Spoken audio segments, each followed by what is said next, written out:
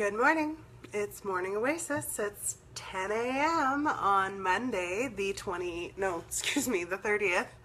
Someday I'm going to get that date right. I hope you guys had a good weekend. It was a beautiful weekend here in the Pacific Northwest. I had a lot of downtime on Saturday. It was necessary. That was so necessary. Saturday was a big adjustment, reattunement day, a lot of sleep, a lot of rest, a lot of time with the family. I usually take my weekends to spend with my boys or to spend with friends as I tend to work during the week. It was a beautiful weekend. I hope yours was too. I hope you guys are alive, awake, alert, enthusiastic this morning. It's Monday, the beginning of the work week. How are you guys? Where are you all at? Do you have any questions left from last week's show? We had a lot that we covered, some controversial information, some rough issues. I'm wondering if perhaps the live feed isn't working so well. It's showing people dropping in and out, so I'll just go ahead and continue. I haven't had any card request pulls for over a week, so we're not going to pull any cards. We'll just go ahead and jump right into what we're going to talk about today. So today we're going to talk a lot about love and from some other perspectives. We're going to talk about how to find love for the self today, mostly. So I wanted to show you guys, right now we're in the beginning of the second moon phase cycle of this year. This moon is called the moon of oracles and omens, and it's also known as the time of remembering eternity. And I had mentioned before to you guys how I use this wee moon calendar, which I just absolutely love. I wanted to show you the image, good morning Andrea, that is on today's calendar. It's so beautiful. Isn't that just gorgeous? I love that. And I love how she has, she's got this nest of blue eggs on top of her crown. A lot of references to blue spheres, blue orbs, blue bird beings, which is in line with what we're going to talk about today. And the feathers in her hair, and this strand of DNA. What else is in this symbolically? See all these spheres and orbs, and of course there's the Milky Way. I watched last night a documentary through Gaiam TV. You can also see it on Amazon Prime, called Orbs, and it was beautiful. It was done in 2007, and it was a group of people of all different types, different backgrounds. There were scientists and photographers and spiritual masters, and there was even a woman whose specialty was working with dolphins. And there was information in that I have never heard before. It was really quite amazing, this documentary. I would recommend it, Orbs. It was talked about, the woman with the dolphins talked about how when people, she's been swimming with dolphins for the last 25 years. And she talked about how when people first come into the ocean, the first time the dolphins start to approach from the distance in the ocean, she'll say, "Oh, here they come. See the dolphins coming." And the people can't see them at all. They're like, I can't see it. I don't know what you're talking about.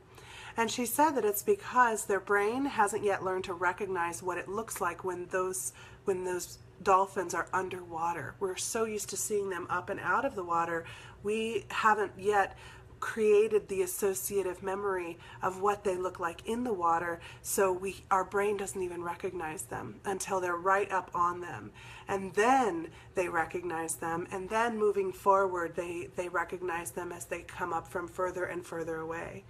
So they talk about how it's really a matter of training the brain. And the other night I had one of my students over, and we were meeting and kind of catching up, and he was over for dinner, and towards the end I kind of started to talk to him about the blue orbs. It was time for him to start learning about them, and he was blown away because he said, "Oh my gosh, I've been seeing this blue orb, this blue sphere right over there." So we have the ability to see them. We have the ability, but we have to awaken that ability. We have to train the brain to do so. We have to open and expand. And of course, some people are going to be more inclined than others. I don't see the orbs with my naked eyes. I have seen them in pictures. They are oftentimes in pictures with my son, or when he's playing. I have a picture of my son and my dad sitting on the floor building a pirate ship out of Legos together, and it's like they're covered in orbs. So it was beautiful. It was a beautiful documentary. Strongly recommend it. Orbs. You can see it through Gaiam TV or through Amazon Prime is where I found it. Was on Gaiam. Actually, I found it on Amazon Prime, and I found out I could watch it free through Gaiam, which I have a membership for, so that's where I watched it. I thought what we would talk about today, since last week what we kind of closed out on was recognizing that how we are externalizing so much right now as a culture, what's going on with us. And we talked about how we are in a reactionary state with this current election cycle and our new current administration, and what can we do? How can we speak up, speak out? And we reminded all of us to come back and bring our focus back to the internal. So today we're going to kind of continue that conversation. It's funny, I was reading last night, and excuse me, it's a big one. I was reading last night, and the process in the raw material, they ask for exercises, specific exercises to help them absorb the law of one, to help them come into wholeness, to help them, what is it that it would look like to assist, be of service to another being, how can we help people? And there were 4 exercises that the raw consciousness gave to them. And we're going to do those today. We're probably going to be working on this throughout the week. This is what I think the theme of this week is going to be. So we've done shadow work before. We did it about 2 weeks ago. We spent a week working on shadow work. However, shadow work is never done. Do you look and see a shadow? It's still there, right? It's never done. We work it in layers. We work it over and over to release more and more of, as the raw consciousness calls it, the distortions to our filter. The distortions that make us believe we are not in alignment or pull us out of alignment with that infinite creator consciousness, that infinite creation consciousness, right? So one of the things I thought I would do is tell you this little story about how I first began to understand truly that I'm externalizing and own it. So I was working with a partner. Some of you may have been following me all the way back from the Crystal Cocoon days. And I had a couple of partners in the beginning, and then one person dropped out, and it was just the 2 of us. And then we decided it was actually not a good fit. But how we came to that was really an understanding of externalization of self.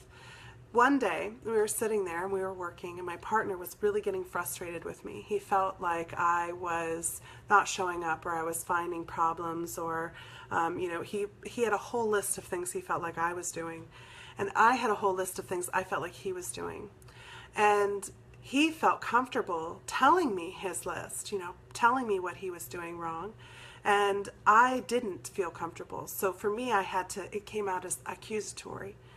And I didn't like that. I didn't like it. It didn't sit right with me, being in that space of accusing him. And so I went back home, and I thought about it really hard, and I meditated on it, and I meditated on it. And I saw in my meditation myself pointing at him. And I saw next to him this little girl part of myself. She was about, she was probably about 11 or 12. It was hard to tell the age with this one, because I think she happened over a period of time. And this little girl was the one who had to speak up and out about what was happening in her home. She was the one who had to speak up and say, Mommy, something, I don't like it when Daddy shows my friends his pornography. And it was a very hard time in my life, and I was accused of lying. I was not supported by my mother. She didn't know how to. She was dealing with her own fear. What does this actually mean? And I was accused of being a liar by the daddy figure, which was my stepfather. And that little girl learned, and the whole family just blew apart. Everything blew up. And it was really one of the first times that she had spoken up and out like that before. And she learned not to do that it wasn't safe. It was not safe to speak up and speak the truth. It was not safe to tell somebody that what they were doing was hurtful to her. It was not safe to say that she said no to something. She learned a lot of lessons in that time period, and she stood outside of me holding those lessons from that point forward. And this is what happens to us as we go through our lives. We have experiences, either internal or external, that make us realize, oh, we're not allowed to be like that. We're not allowed to do that. We're not allowed. This isn't okay. This isn't acceptable. This gets me in trouble. This gets me unsafe. This makes me wounded. And we forget about it because that little girl holds that space, and that allows us to move forward and kind of pretend like that didn't occur. And so then we go forward. But whenever we come upon a situation where that sparks the original wounded state, for me, when I had to speak up that something someone was doing was hurting me, I would revert back to that 11-year-old girl. She'd just take over, right? So I would have to push it further and further out, further externalization. So then the only option she had was to show up in the creation around me, to show up around me and to beg me to let her back in. And the only way that I could let her back in was to actually love her. But because I hadn't learned how to really love myself, I instead loved my friend, my partner. I loved him. He was my friend. I loved and adored him. He was my support. But I couldn't love the girl. And so I had to take that love that I had for him and start to transfer it and see the girl really for who she was, which was the strengths that I saw in him. Her strengths were shared. And that's what happens when we're interacting with people. They serve as this kind of puppet shell, that they are predisposed to both the good and the bad of the part of ourselves that we've externalized. And the parts that we love, we accept. The parts that we don't love, we reject. And we blame and we shame.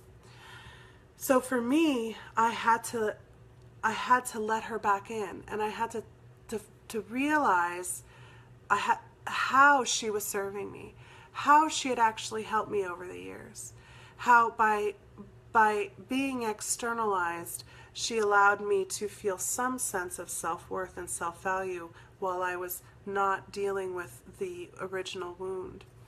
So I'm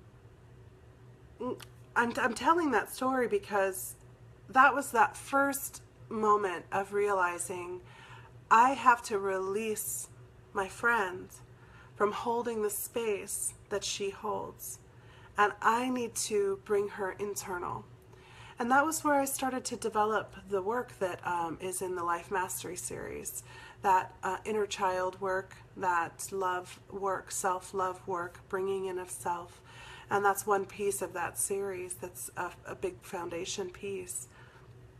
And why it struck me as so fascinating was because as I'm reading last night, when the questioner, the person who was asking the consciousness raw, what are some exercises, some tangible exercises that we can do to further progress our growth and development? And it was basically the lessons plan that he gave was so in line with my own experience that I thought, wow, you were already guiding me even then when I didn't know.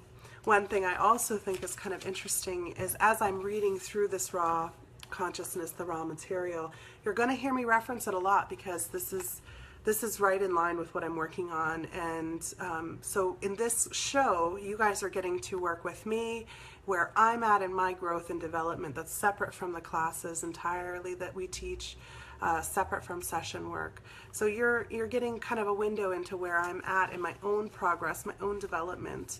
And that's, I think, what makes this show so special. But the, what was I going to say? So we're going to just kind of jump into it, and then we'll do our meditation based on these exercises. So the raw consciousness, they said, for general development, this is the questioner, for general development of the reader of this book, can you state some practices or exercises to perform to produce an acceleration towards a loved one, an acceleration and acceptance of this journey, of this work, of this path that we're on? And so the raw consciousness said, exercise 1. This is the most nearly centered and usable within your illusion complex. So this exercise is the most important, the first one to do. And that is to know that the moment contains love. That is the lesson or goal of this illusion or density. That's like the whole reason that we're here, is to truly be able to understand and internalize that this moment, right now, and right now, and right now, contains love.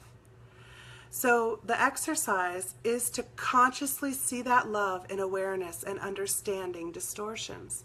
That means bringing understanding and awareness to what that really means, that in every moment it contains love.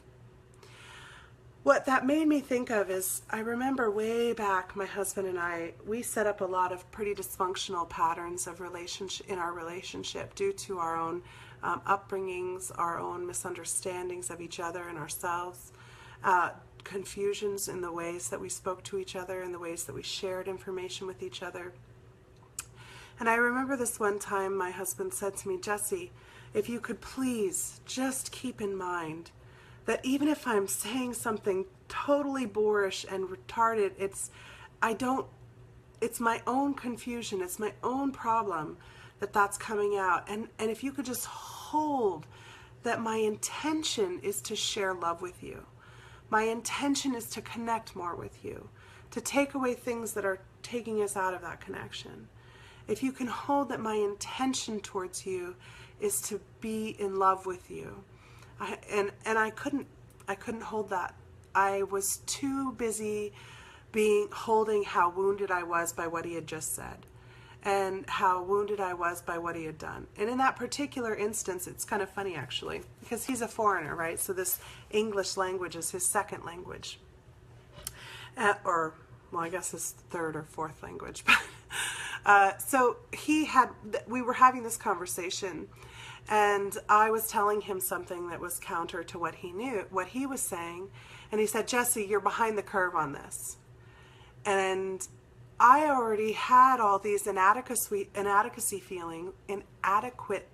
feelings of inadequacy, there we go, word tumble, around the fact that I hadn't finished college, that I didn't get a degree.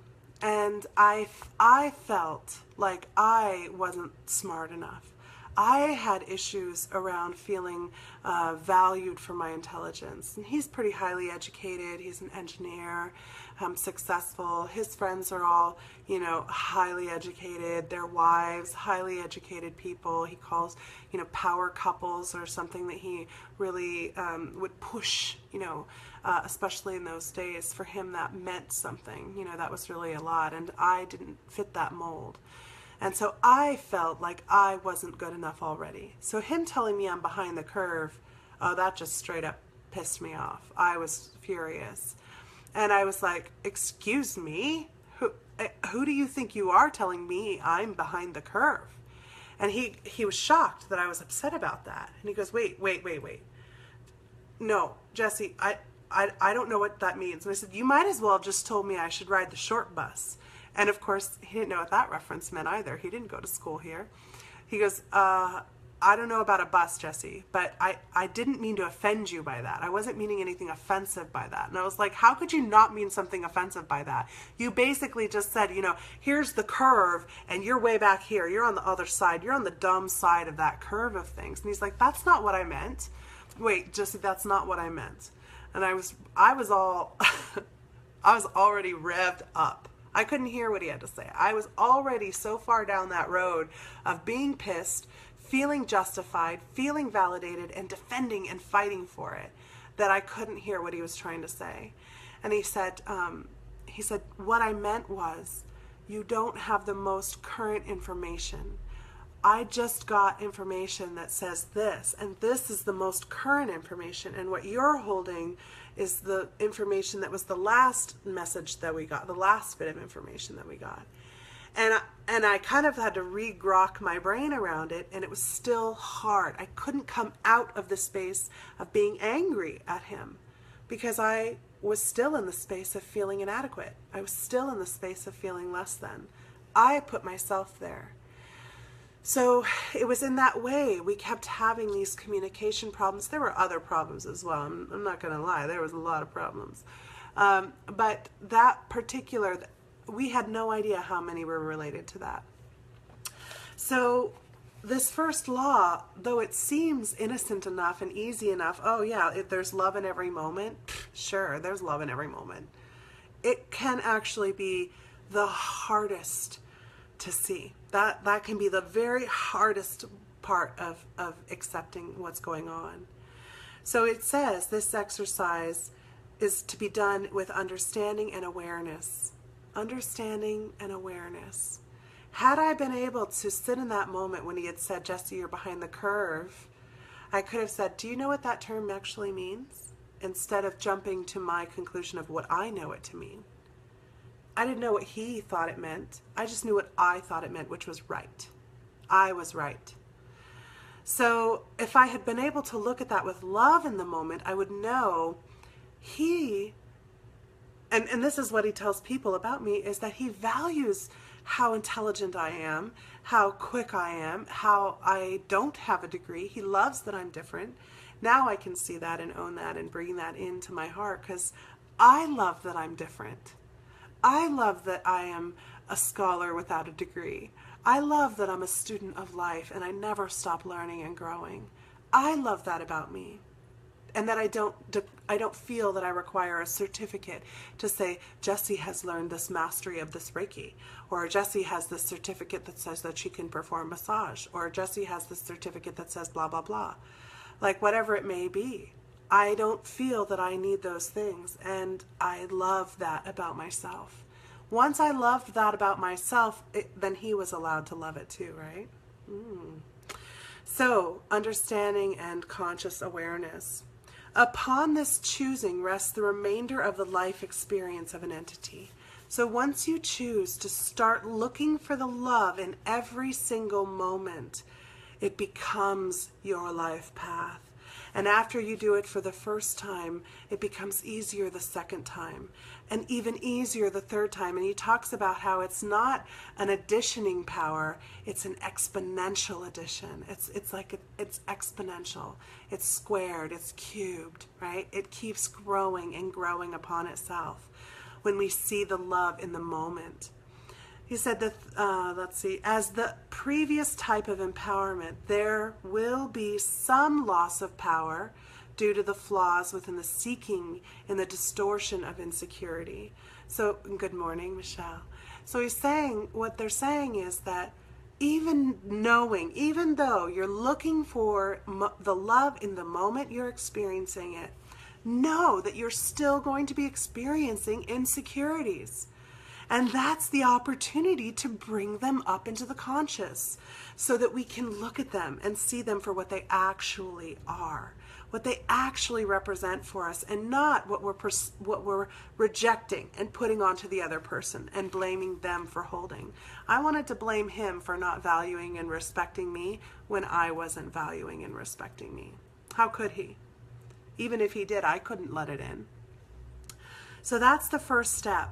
And let's see. However, the conscious statement of self to self of the desire to seek love is so central of an act of will that, as before, the loss of power due to this friction of insecurity is inconsequential. As long as you stay committed to looking for love in the moment, even love for yourself, your insecurities, they'll be inconsequential. The commitment to love is that powerful, that strong. That's the first exercise, looking for love in the moment. Okay? Exercise 2, part 2. The universe is one being. When a mind-body-spirit complex, and remember that's what the raw consciousness calls us because we're a consciousness, right? We're a mind, we're a vessel, we're a body, and we're a spirit. We're a soul. And we come together in this complex, right? So, when a mind-body-spirit complex views another mind-body-spirit complex, when you view me and when I view you, see the Creator. He says this is a helpful exercise. Now, oftentimes, and honestly, I say this with all humility, it makes me uncomfortable even saying it, people tell me they feel like they're in the presence of the Creator with me, or they feel the Creator presence with me. Many people will call me Mother, and it's super uncomfortable. Super uncomfortable. However, they're really seeing the Creator being in me because they can't see it in themselves. So, see the Creator in the others. That's the second step. Looking at the other, see the Creator being. The third step, this one's rough. Gaze within the mirror and see the Creator. It makes me want to cry. Because right now, though you're looking at me, I'm actually looking at me.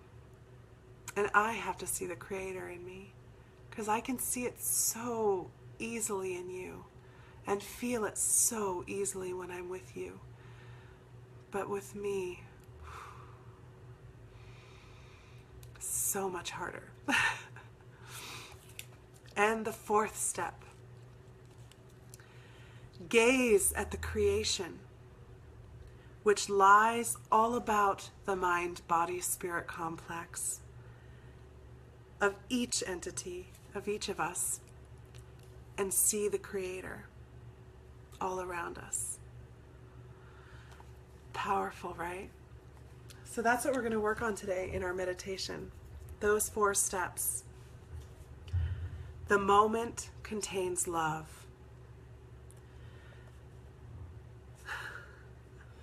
The universe is one being, the Creator. Gaze and see it in all the bodies and minds of everyone you see. Gaze in the mirror and see the Creator in yourself. Gaze at the creation around you and see the Creator. So, I'm going to take a sip of my smiling coffee.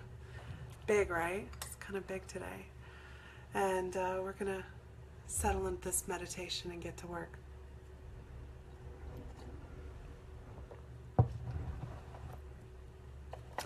Something that's popping in my head.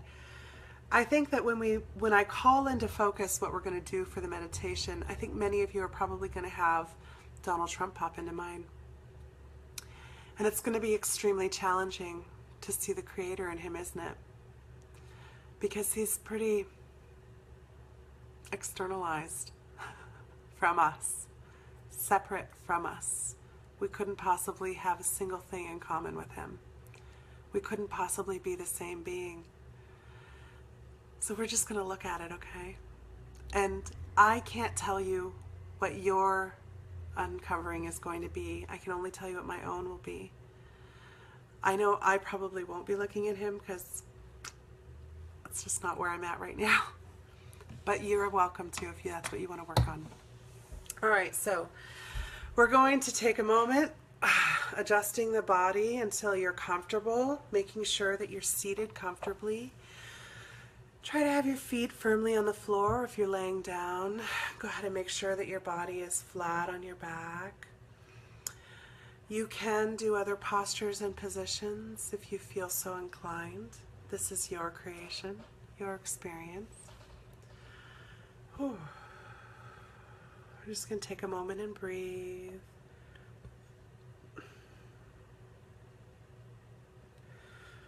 Breathing in this present moment, coming in full,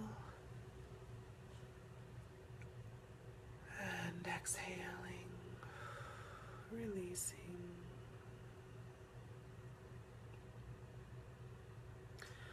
Breathing in this present moment of awareness, smelling the air, feeling it going into the lungs, all the way in.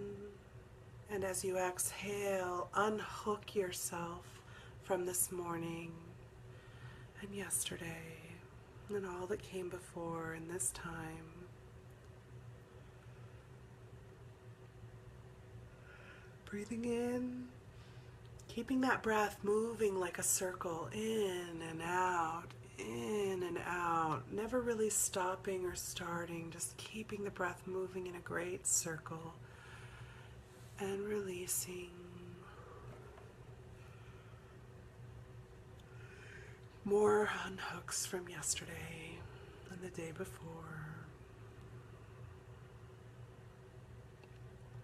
Breathing in, feeling the air pass into your bronchioles and separate into your lungs, opening that chest cavity, and exhale.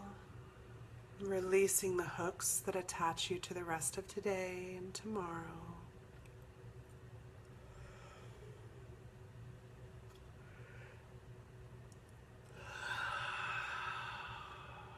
Breathing in, present moment, this time breathing all the way in, feeling that air, and exhaling, unhooking yourself from the expectations you hold of this time and space. Breathing in all the way down into the root of you, all the way down, so it's like your feet are breathing in.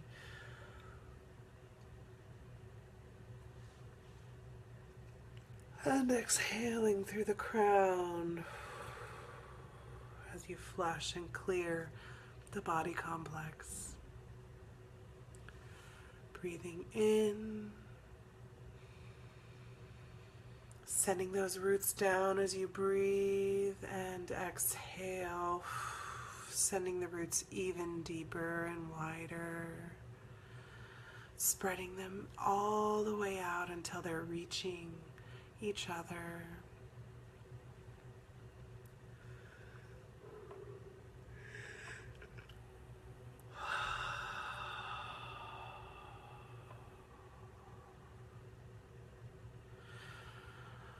And in this space, feeling those roots dropping and that Gaia energy already, that buzz coming up through you. This is the energy of the physical creation all around you. Draw that energy up through the vessel.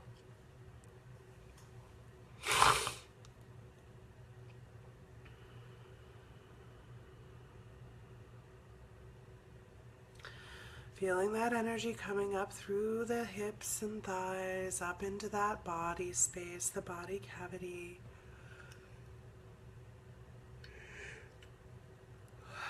Bringing it up through the chakras, through your root, your sacral. Any areas it gets thick or stuck, just thank them in this moment for showing you that you still hold karmic debris in this space around these issues. Thank it. Bringing the energy up into the solar plex.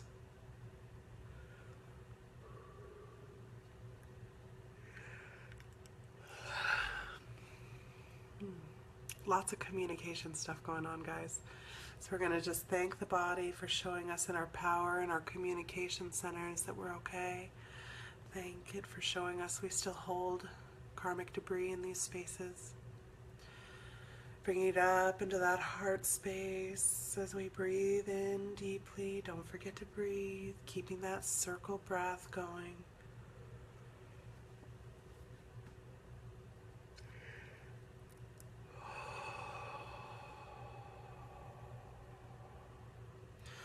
Bringing it up into the throat space as we feel that power of communication coming in more strongly.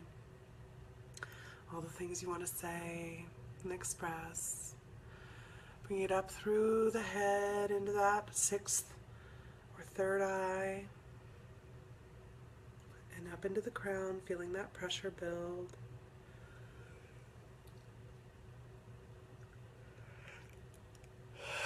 As the crown opens and sends that consciousness, your energy and Gaia's, up into the heart, connecting into that infinite creation,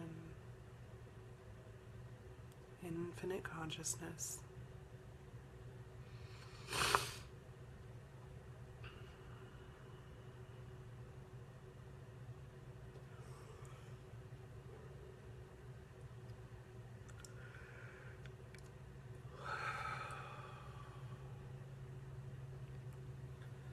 And allow that infinite consciousness knowledge of self to come down through our connections, through our crown,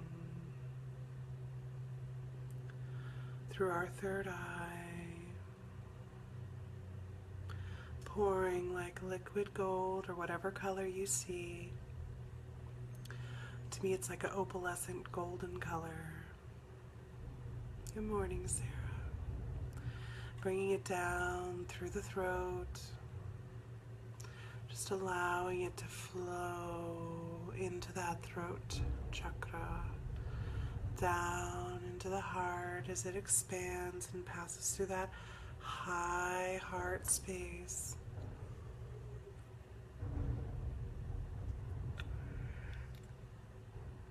Bringing it down through the solar plex. Allowing it to pour down into the body, into that sacral,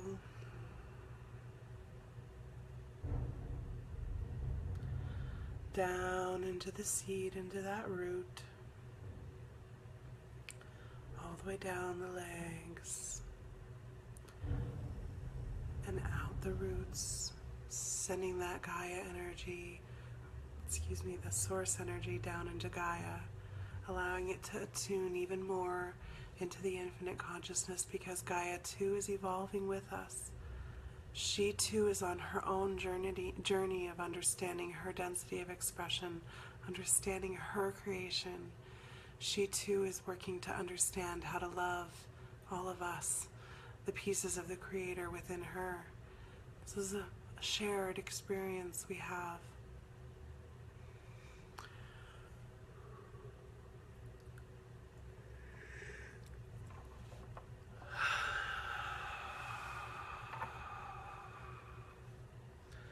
Now I want you to call into focus in this state of grounded connection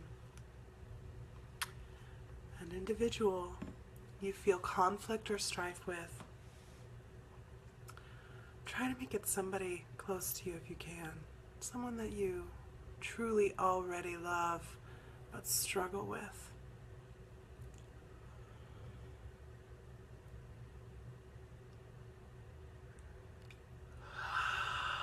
And I want you to find the love that you hold for them. Just start to think of the things that you love about them.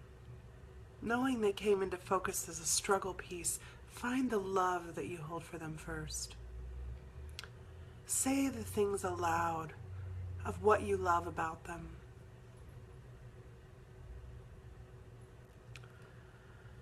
I'm going to pick my husband because I don't actually have conflict with him in this moment, but he's the only person I really get into conflict with. Oh no, a friend just came to mind. Okay. I am kind of in conflict with one of my friends, so I'm going to call that friend into mind. I love their ability to speak their truth no matter how scared they are, no matter how much they dismiss me, no matter how much they worry about my acceptance or rejection of their truth. I love that they speak it. I love their beauty. I love their willingness to speak out for what they believe to be right, even if I don't agree with it. I love their ability to sing such beautiful songs in just a moment, no matter where they are. I love the way they dance. I'm starting to feel that love more within me. Are you feeling that love? Really bring it internal and focus on the love that you hold for this being.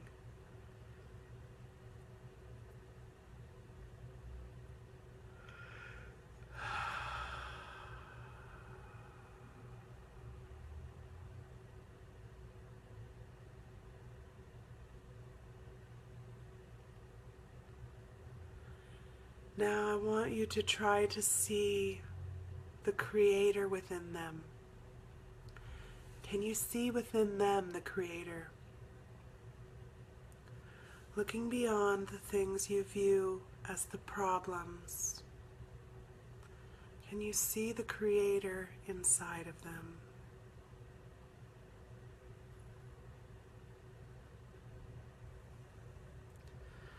Can you see the Creator trying to understand themselves in their attempts to understand you?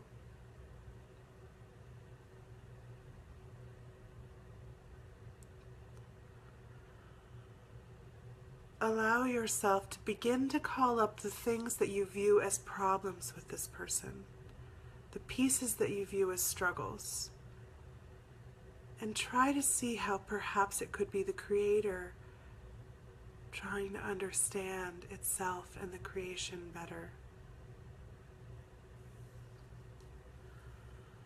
With this person, my struggle is they get so self-focused, and as a friend, they forget to support and focus on me.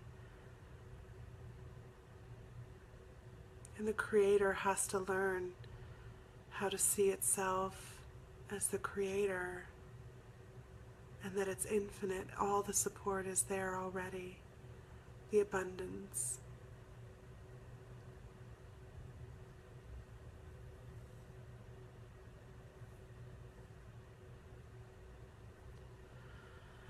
And I'm also beginning to see how this friend, this Creator being,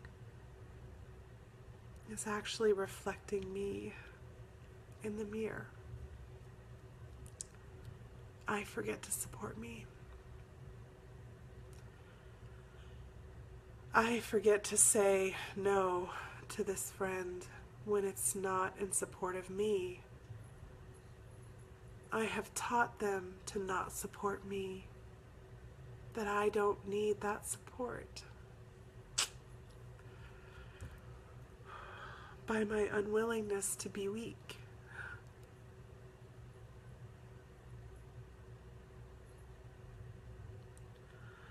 As I step into step 3 and look at the mirror of myself and see the Creator within me, how I have created this dynamic with this friend,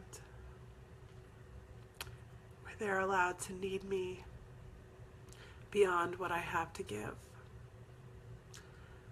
where they're allowed to pass without having to give it all, because of my unwillingness to receive.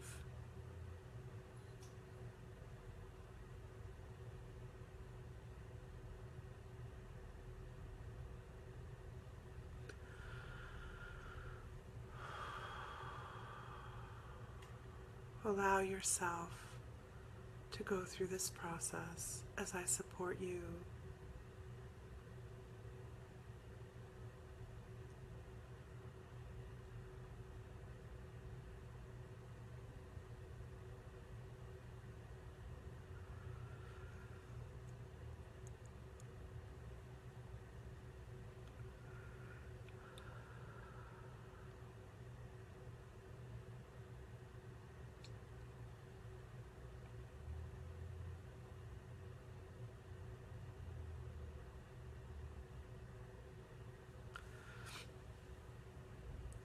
go through my own.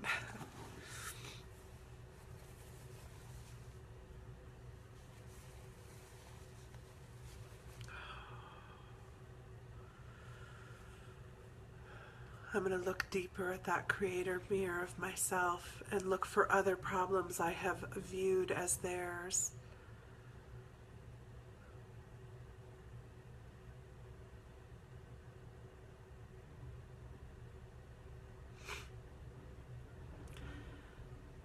My friend gets so angry it scares me.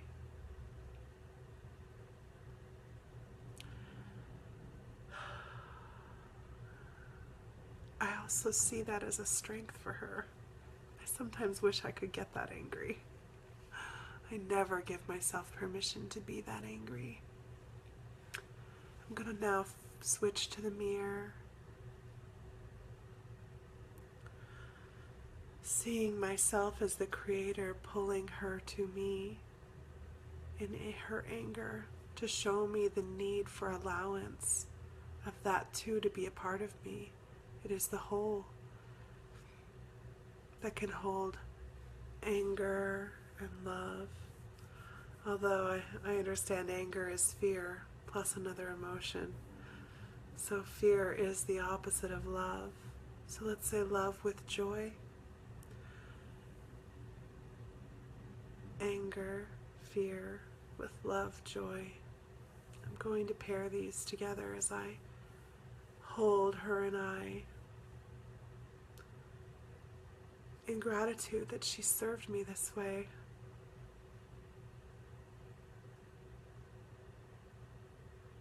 Which has been really hard to get to.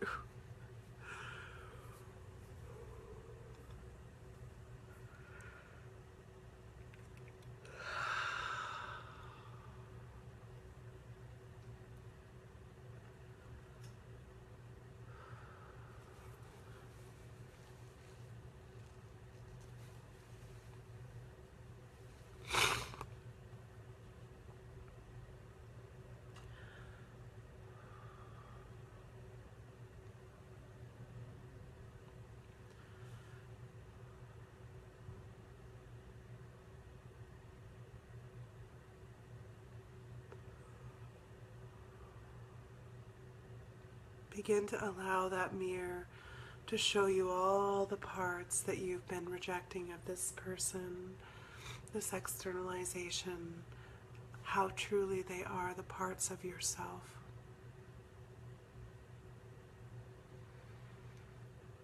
And see how they are your creation.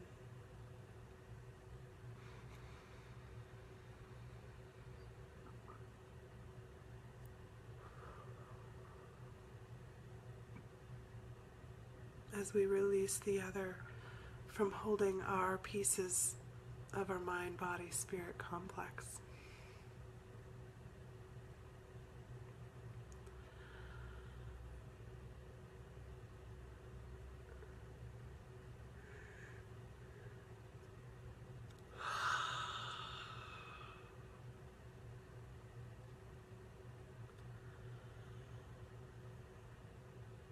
Now I want you to take a moment and in this state of awareness and understanding, holding and looking for love in this moment, open your eyes and look around you at your surroundings.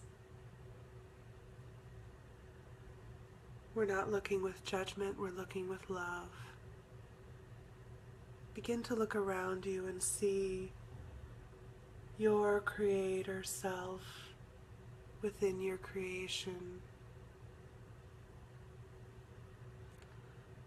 Just allowing and seeing. Do you have clutter around you? See how your creator self is asking you to see the clutter, debris of karmic feelings and maladaptive beliefs that are still within you, that distort you from being the creator. This is a reflection to help you see that.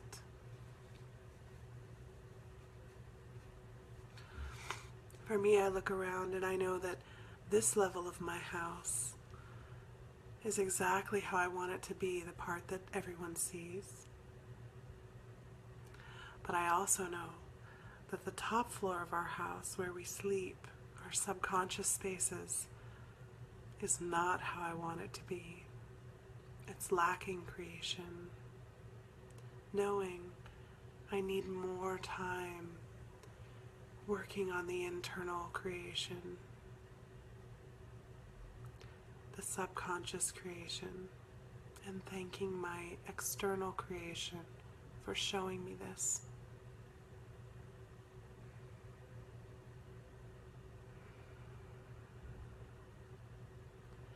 See the Creator in everything that surrounds you.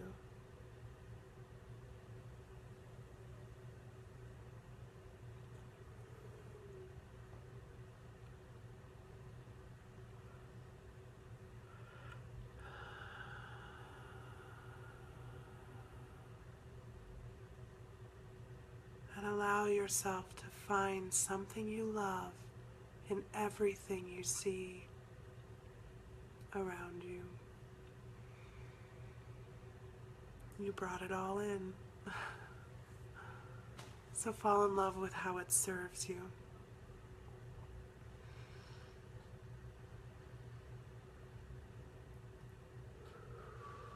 While I hold space for you and support you.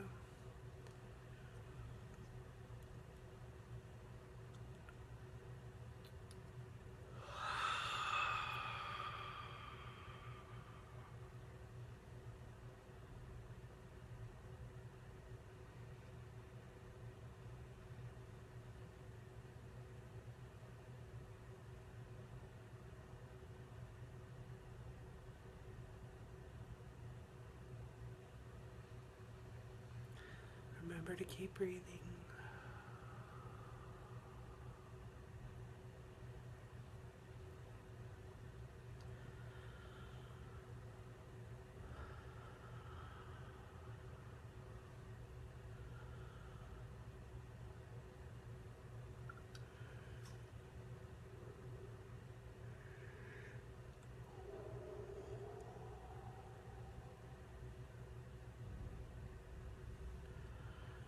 You can continue on in the space if you choose to. Go ahead and do so.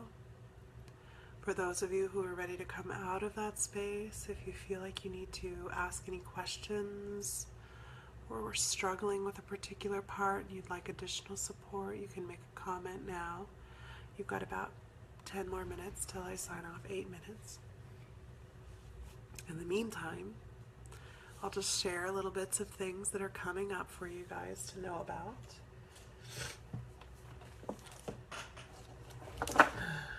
I'm going to be joining a few other psychics, 3 others to be exact, on February 1st for a love panel at New Renaissance. You can find information about that on the Facebook group or our Facebook page of Healing Pathwalkers. I'll be posting there. I will also post about it in Instagram.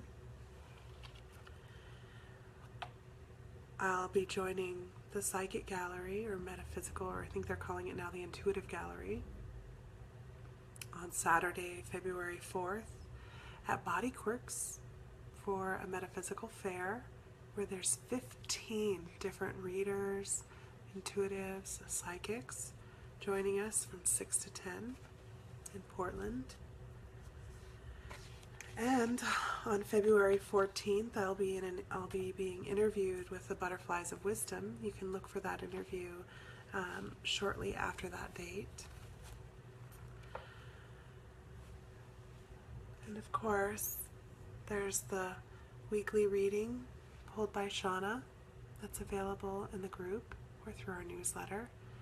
If you haven't signed up for our newsletter, we don't send out much, just the weekly reading and an occasional announcement.